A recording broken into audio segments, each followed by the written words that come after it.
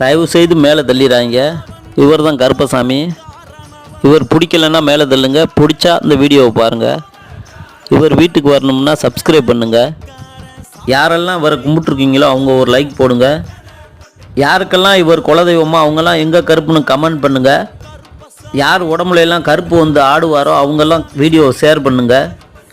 யாருக்கெல்லாம் இவர் காவல் தெய்வமோ அவங்க காவக்காரன்னு கமெண்ட் பண்ணுங்கள்.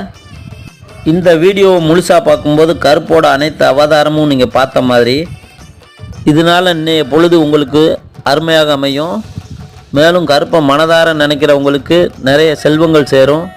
கருப்போட துணை இல்லாமல் இந்த உலகத்தில் நம்ம வாழ முடியாதுங்கிறத தெரிஞ்சுக்கோங்க. கருப்பசாமி தான் நம்மளை காக்கிற கடவுள்.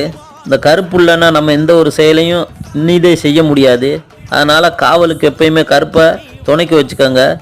பிள்ளைங்களுக்கு கருப்போட விபூதியை நெற்றியில் வச்சு நைட்டுக்கு தூங்கும்போது படுக்க வைங்க.